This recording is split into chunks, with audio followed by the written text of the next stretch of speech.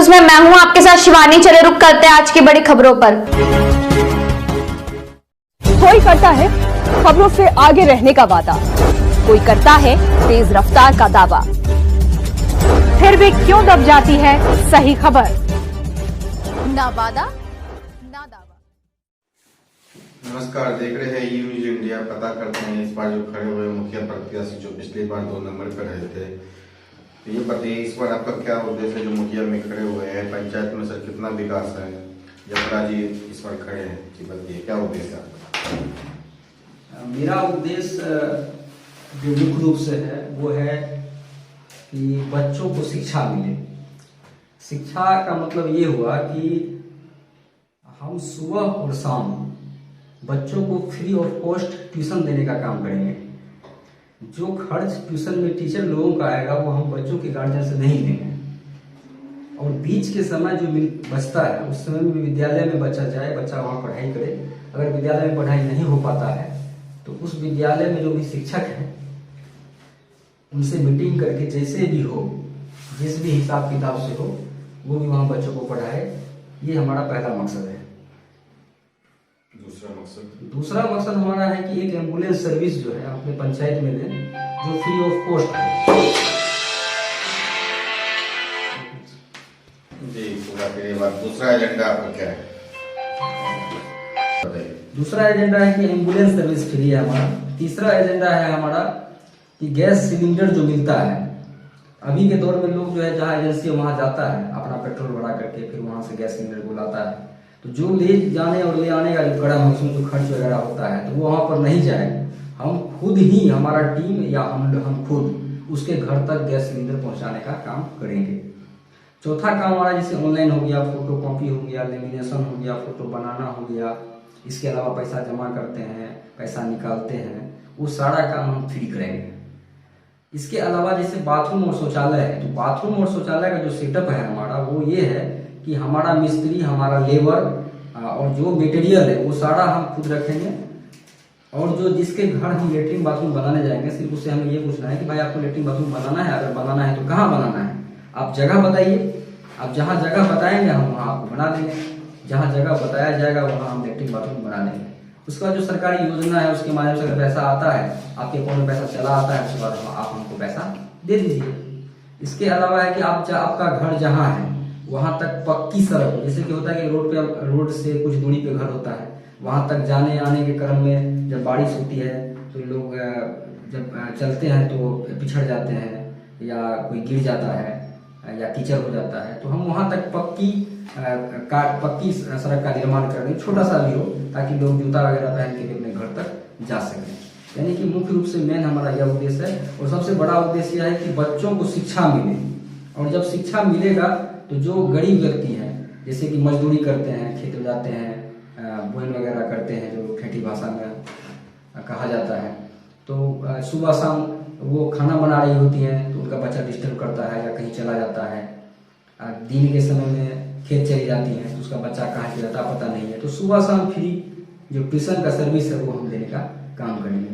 और उसमें जो बच्चा पढ़ने में अच्छा होगा, उस बच्चा को जो भी खर्च होगा, जैसे कपड़ा लत्ता हो गया, कॉपी कलम हो गया, इसके अलावा पढ़ाई लिखाई का जो खर्च हो गया, ये सारा खर्च हम खुद उठाएंगे और उस बच्चा को आगे भेजने का काम करेंगे, ताकि वो बच्चा जब कल को कुछ बड़ा करे तो इस समाज के लिए भी कुछ वहां से करे। यानी कि मेरा मेन फोकस है गुजरात का आनंद शहर में जो धर्मज गाँव है उसका जो मॉडल है उसके बेस पर हम काम करना चाहते हैं। और हम चाहते हैं कि उटेसरा को पूरे भारत देश नहीं पूरा दुनिया जाने और पूरा दुनिया का लोग उटेसरा को जाने। इसके लिए हमको बहुतों काम करना पड़ेगा। जो मेरे मन के अंदर में वो अभी बताने की जरूरत नहीं है, लेकिन मोटा मोटा जो काम है ये है कि जो भी सरकारी लाभ है जनता तक फ्री ऑफ कॉस्ट पहुंचे। हमारा पहला यही मकसद है। अगर उसमें कहीं पैसा वगैरह लगता है तो पैसा अगर लगेगा भी तो वो हम लगाने का काम करेंगे। जनता को 1 भी रुपया लगाने की जरूरत नहीं है। कहीं भी कोई भी काम हो आपको, आप मेरे घर पे आइए या मेरी टीम को फोन करिए या मेरे ऑफिस फोन करिए, हम सारा काम आपका करेंगे। तो पंचायत में स्वास्थ्य और शिक्षा की क्या व्यवस्था है? पंचायत में शिक्षा और स्वास्थ्य की व्यवस्था की अगर बात की जाए तो स्वास्थ्य की व्यवस्था तो है ही नहीं पंचायत में। शिक्षा की जहां तक व्यवस्था है तो आप अगर पता करिएगा तो एक पंचायत में कम से कम 4-5 तो स्कूल हो ही जाता है, मिडिल स्कूल। आजकल तो +2 का भी स्कूल चल रहा है।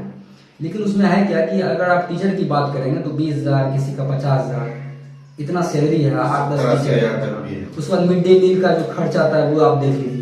यानी कि हम अगर अप्रोक्सीमेटली एक पंचायत की खर्च की बात करें तो हमको लगता है कि 15 से 16 लाख रुपया सरकार का खर्च होता है। लेकिन बदले में कुछ उससे मिलता नहीं है सर्टिफिकेट के सिवा, जो सच्चाई है। सर्टिफिकेट के सिवा आपको कुछ नहीं मिलता है वहाँ। और अभी के समय में जो भी बच्चा पढ़ाई कर रहा है सब ट्यूशन के भरोसे। ये बताइए कि पंचायत में नल जल योजना तो चालू हुआ, क्या सक्सेसफुल है? नल जल योजना सक्सेस नहीं है, इसीलिए नहीं है कि एक तो जमीन समतल नहीं है, दूसरी बात नल जल योजना हमको लगता है कि सरकार का इनकम ऑफ सोर्स है, इसका कोई जरूरत नहीं है नल जल। उससे अच्छा है कि आप उसके घर घर कोई ऐसा व्यवस्था बना दीजिए जिससे अपना, अब देखिए ना कि कहीं कहीं ऐसा पता चला है कि अंदर से बम्मा लगा दिया है और नीचे से सांप उससे निकल के बाहर आ रहा है। भ्रष्टाचार होता है इसमें जो है शौचालय और इंदिरा आवास में भ्रष्टाचार होता है, खूब होता है, एकदम धमकीचर होता है। ऐसा होता है कि मतलब आप सोच नहीं सकते हैं कैसे होता है। जैसे कि आप देख लीजिए कोई व्यक्ति है जिसका नाम पहले एक बार ले चुका है, फिर दूसरा बार उसी का नाम अलॉट हो जाता है। अब उसका नाम कैसे अलॉट होता है, कैसे किया जाता है, इसके बारे में हमको नहीं पता है। लेकिन कहीं ना कहीं लोग पैसा वगैरह कमाने चाहिए, या हो सकता है कोई अपना ही जो है कोई क्लाइंट दे दे जिससे कि मास पैसा हमको मिले। पूर्ण रूप में भ्रष्टाचार है, उसमें कोई दो राय नहीं।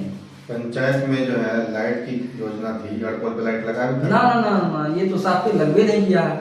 लाइट कैसे लगा वो बता दे रहे हैं। जैसे कि यहाँ पर कोई कोई जैसे गांव होता है, गांव में मुख लोग है तो जानता है कि मुख लोग है तो भाई ठीक है एगो लाइट लगा लिए फिटिंग बोल सके ना, लाइट लगा लिए तो लाइट के कहाँ लगेंगे तो एक काम करूँ ना, यहाँ जाता है कहा थे लगा देवे तो अच्छा ठीक है चल लगा दिया। तो एक काम करे चाहिए यहाँ गया थे दरवाजे का नाम लगा देवे तो नहीं थे। मतलब इस टाइप से लोग जो है हाँ मतलब वैसे वैसे लोगों को जहाँ से उसका पकड़ बना हुआ रहता है वोटर आए बस। लेकिन मास जो जहाँ जरूरत है लाइट लगाने का वो नहीं हो पाता है।